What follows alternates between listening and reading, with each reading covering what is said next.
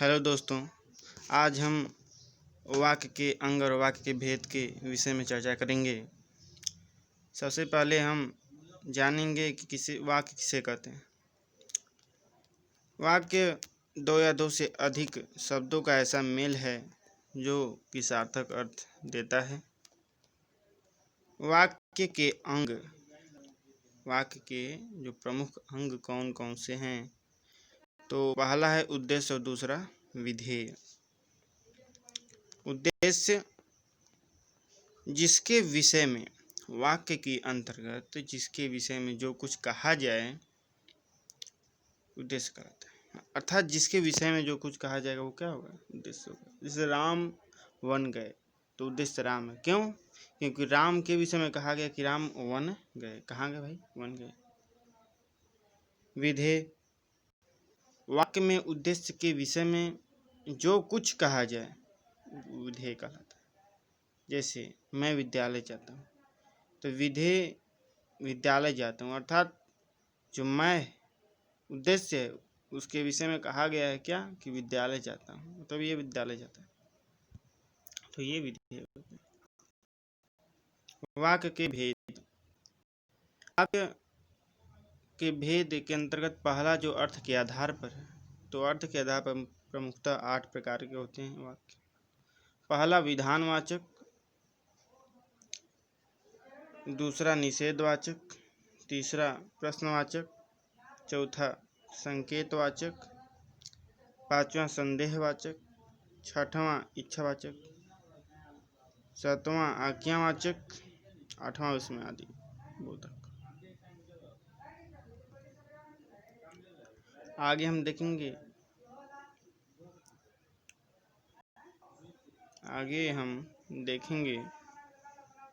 कि विधानवाचक वाक्य किसे कहते हैं। विधानवाचक वाक्य किसे कहते हैं? तो विधानवाचक वाक्य, इस वाक्य में क्रिया होने का सामान्य ज्ञान होता है, अर्थात कार्य होने का सामान्य ज्ञान होता है। ये आपका जो है ये कार्य जैसे कि वह प्रतिदिन खेलता है। दूसरा है निषेधवाचक। निषेधवाचक जिन वाक्यों में क्रिया के निषेध अर्थात नकारात्मकता का ज्ञान होता है उसे निषेधवाचक वाक्य कहते हैं। जैसे कि वह गीत नहीं गाता है, यहाँ पे निषेध जो है, मनाही है, वो नहीं आया है। नहीं शब्द से पता चल रहा है कि ये नकारात्मक है। अगला है प्रश्नवाचक वाक्य। जिन वाक्यों से प्रश्न किए जाने का ज्ञान होता है प्रश्नवाचक वाक्य। जैसे क्या श्याम खेलता है, यहाँ पे देखिए कि क्वेश्चन मार्क लो, यही हमारा पहचान है प्रश्नवाचक वाक्य। अगला देखें संकेतवाचक। संकेतवाचक वाक्य जिन वाक्यों में एक क्रिया का होना दूसरे क्रिया पर निर्भर हो उसे संकेतवाचक वाक्य कहते हैं। जैसे कि सूर्य अस्त होगा तो अंधकार हो जाएगा। मतलब एक क्रिया दूसरे क्रिया पर क्या है, निर्भर। एक क्रिया जो है अस्त होना, सूर्य का अस्त होना अंधकार होने पर क्या है, निर्भर है। अस्त होगा तभी अंधकार होगा। नेक्स्ट है संदेहवाचक। जिन वाक्यों में क्रिया के होने में संदेह मालूम हो, अर्थात जो है यहाँ पे ये संदेह, यहाँ पे संदेह मालूम, उसे संदेहवाचक वाक्य कहते हैं। जैसे शायद सोहन आज यहाँ आए, तो सोहन क्या है, कंफर्म नहीं है, निश्चित नहीं को आएगा, शायद तो सब लगाए, वही संदेहात्मक दृष्टिकोण उत्पन्न करता है। इच्छावाचक वाक्य, इन वाक्यों में इच्छा का बोध हो इच्छावाचक वाक्य कहलाता है। जैसे कि ईश्वर आपका कल्याण करे, तो यहाँ पे हम देखेंगे, यहाँ पे कामना का जो है, कामना प्रतीत हो रहा है। अगला हम देखेंगे आज्ञावाचक वाक्य। जो वाक्य आज्ञा अथवा अनुमति का बोध कराते हैं आज्ञावाचक वाक्य कहलाते हैं। जैसे कि आप बैठ सकते हैं तो ये अनुमति, तुम बाहर जाओ ये है आज्ञात्मक वाक्य। यहाँ पे जो है तुम बाहर जाओ ये आज्ञा का बोध करा रहा है। नेक्स्ट है विस्मयादि बोधक। जिस वाक्य से प्रसन्नता, आश्चर्य, घृणा जैसे भाव का बोध हो विस्मयादि बोधक वाक्य कहलाते हैं। जैसे अरे तुम गए नहीं। इसके पश्चात है हम देखेंगे कि बनावट के आधार पर वाक्य के 3 प्रकार होते हैं। पहला है सरल वाक्य, दूसरा संयुक्त वाक्य और तीसरा मिश्रित वाक्य।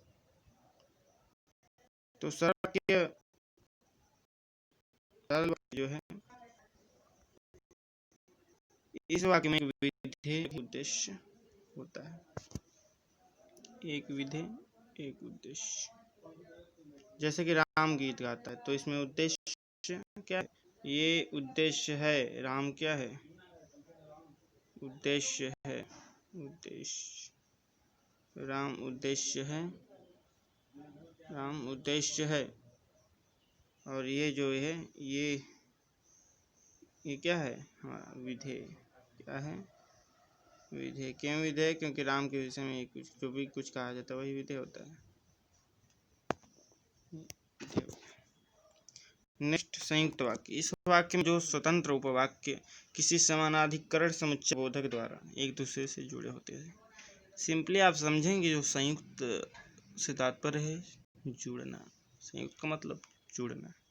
यहाँ पे स्पेशली देखेंगे आप तो 2 सरल वाक्य, सरल उपवाक्य आएंगे। स्वतंत्र रूप जो स्वतंत्र उपवाक्य होंगे और से अक्सर जुड़े होते हैं। नेक्स्ट हम देखेंगे जैसे कि सोहन पढ़ रहा है और मोहन खेल रहा है। आगे हम देखेंगे मिश्र वाक्य।